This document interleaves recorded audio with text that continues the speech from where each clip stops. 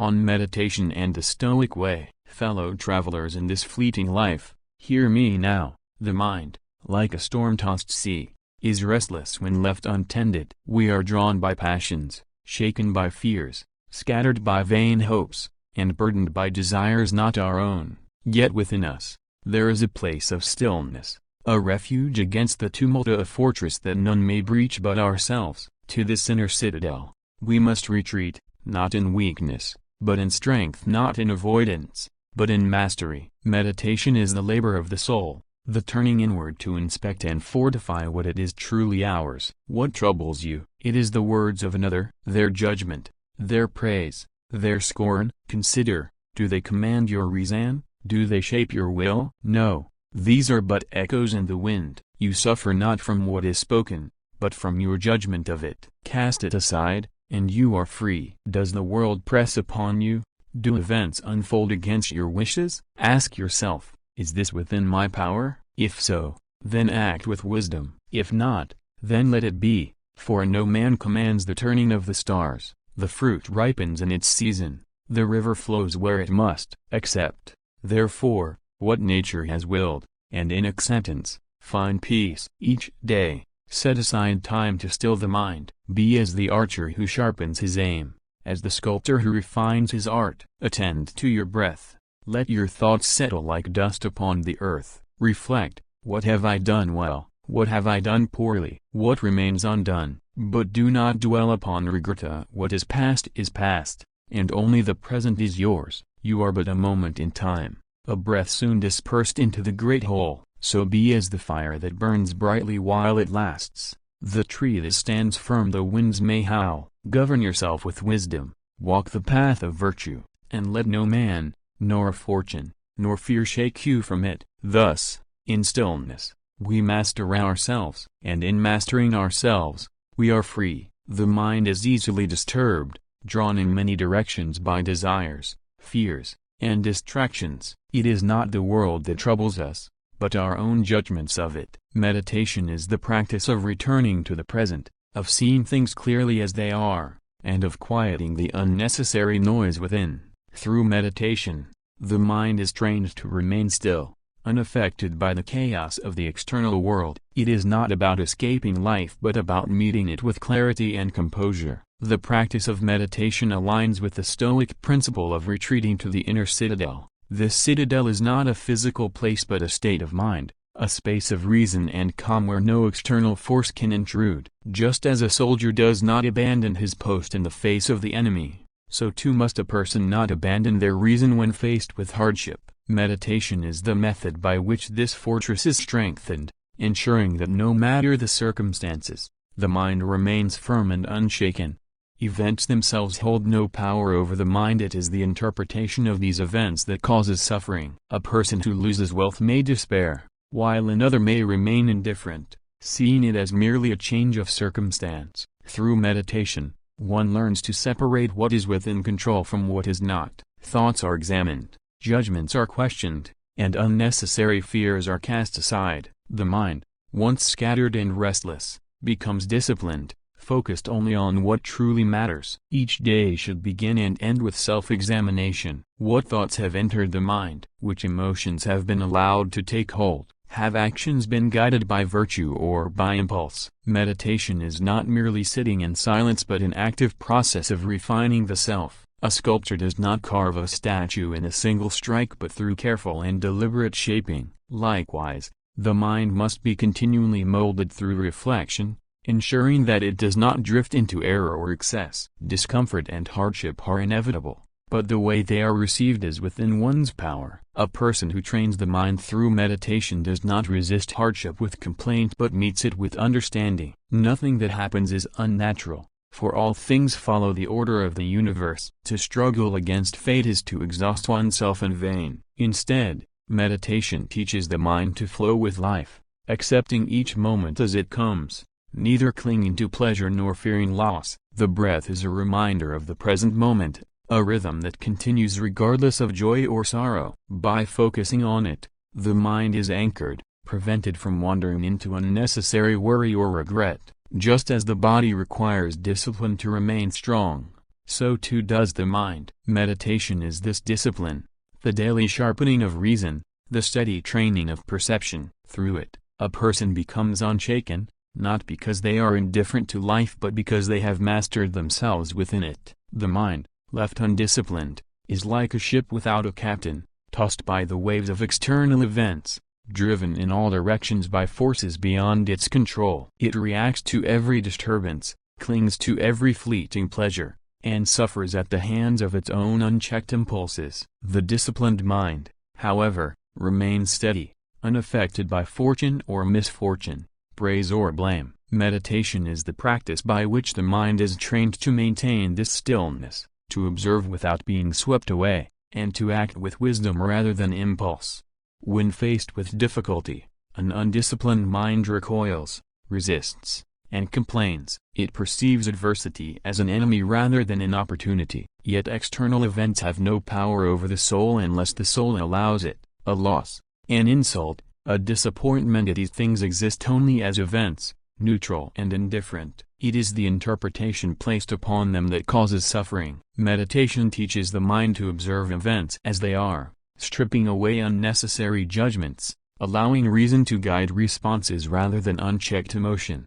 Stillness does not mean inaction, nor does it mean suppression of feeling. It is the ability to remain unshaken while fully engaged with life. A warrior does not panic in battle but moves with precision and focus. Likewise, one who practices meditation does not become numb but gains clarity, seeing events with accuracy rather than distortion. The mind becomes a mirror, reflecting reality without being clouded by personal fears or desires. Disruptions will come, as they always have and always will. People will speak harshly, plans will falter, and circumstances will shift without warning. The undisciplined mind reacts with frustration, demanding that the world conform to its wishes. The disciplined mind, however, remains unmoved. It understands that external events are beyond control and that only inner perception is truly one's own. By returning to meditation, the mind learns to detach from outcomes, accepting what comes with composure rather than resistance. Each moment of stillness is a reminder that nothing outside the self can dictate inner peace. A person insulted may feel anger rise, but through meditation, they recognize that the insult itself carries no force unless they give it meaning. A sudden misfortune may seem overwhelming, but by turning inward, one sees that even misfortune is only a temporary shift in circumstance. The true self remains untouched, constant, and strong. Training the mind is no different from training the body. Just as a weak body collapses under strain, so too does an untrained mind crumble under pressure. Meditation is the exercise by which resilience is built, a daily practice that strengthens the ability to remain composed in any situation. The breath is observed, thoughts are examined, and emotions are understood rather than obeyed. Over time, the mind learns to master itself, and in this mastery, external events lose their power to disturb. Through meditation, the mind becomes its own fortress, standing firm against whatever storms may come. The soul, when left unattended, is easily scattered by the distractions of the world. It is drawn outward, entangled in desires, opinions, and worries that have no true substance. Without discipline, it becomes restless, seeking satisfaction in fleeting pleasures and suffering at the hands of every misfortune. Meditation is the practice by which the soul is gathered back to itself, returning to its inner citadel, the place where it remains untouched by external chaos. In this retreat, it regains clarity, strength, and mastery over itself. The inner citadel is the fortress of the soul, a place of unshaken stability that no external force can breach. It is not built of stone but of reason, self-awareness, and discipline. When the mind wanders too far into external concerns, meditation calls it back, reminding it that nothing outside can truly harm or define it. In moments of stillness, the soul is strengthened by recognizing that its well-being does not depend on fortune, praise, or possessions, but only on its own virtue and perception. The world will always be filled with distractions, noise, and endless demands for attention. Without retreating inward, the soul becomes exhausted, spending its energy on matters beyond its control. Meditation allows for renewal, a return to what is essential. In quiet reflection, the unnecessary is cast aside, and what remains is the self in its purest form, free from fear, free from desire, free from anything that does not serve its highest purpose. This inner stillness is not an escape from life but a foundation from which to engage with it fully, without being ruled by its fluctuations. Adversity tests the strength of the soul. When difficulties arise, an untrained soul is thrown into distress, reacting with frustration, sorrow, or fear. But the one who has practiced returning to the inner citadel knows that nothing external can truly shake what is within. Pain may come, loss may occur, but the soul remains steady, for it does not place its peace in anything outside itself. Meditation trains this steadiness, reminding the mind that true strength is not found in control over circumstances, but in control over one's own thoughts and responses. The breath becomes an anchor, a constant rhythm that brings awareness back to the present. Just as a storm may rage outside while a fortress stands firm, so too does the meditative mind remain unmoved by passing turmoil. Through continued practice, distractions lose their power, emotions become understood rather than obeyed, and the soul finds itself at peace regardless of external conditions. The citadel is not built in a day, it is strengthened with each moment of silence, each return to stillness, each choice to master rather than be mastered.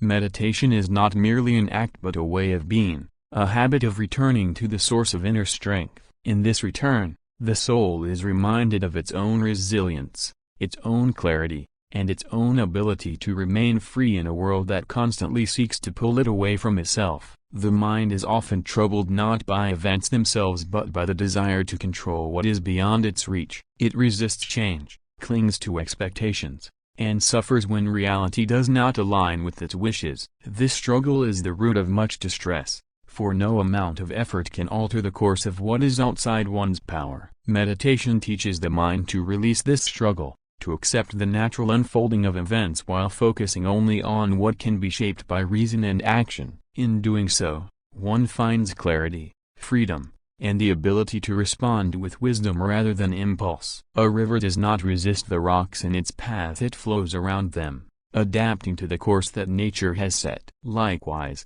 a mind trained in meditation does not waste energy fighting against what cannot be changed. Loss, aging, the opinions of others, the turning of fortune, these are beyond control. To resist them is to invite suffering. Meditation brings the mind back to the present, reminding it that peace is found not in controlling the external world but in governing one's own thoughts and actions. By releasing attachment to outcomes, the mind gains the ability to focus on what is truly within its power, its judgments, choices, and responses.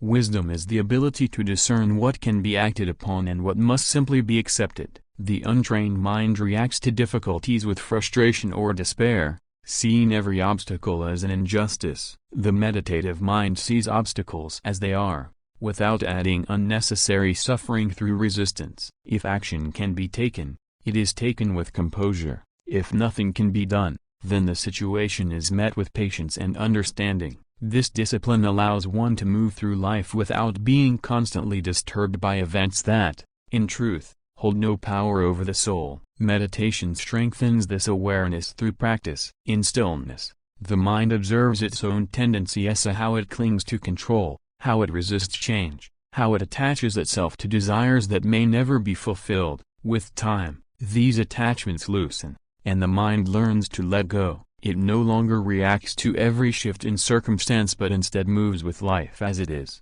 neither grasping nor resisting. In this acceptance, there is a deep and unshakable peace, for nothing external can disturb the mind that has freed itself from the illusion of control. Action, however, is not abandoned. To accept what is beyond control does not mean to surrender to passivity. Rather, it means acting only where action is meaningful, without unnecessary worry or emotional turmoil. Meditation sharpens the ability to see where effort should be placed and where it should not. The body may be subject to fate, but the mind remains sovereign. It chooses how to perceive, how to respond, and how to move forward without fear. Through this practice, one learns to navigate life not as a victim of circumstance but as a master of one's own soul.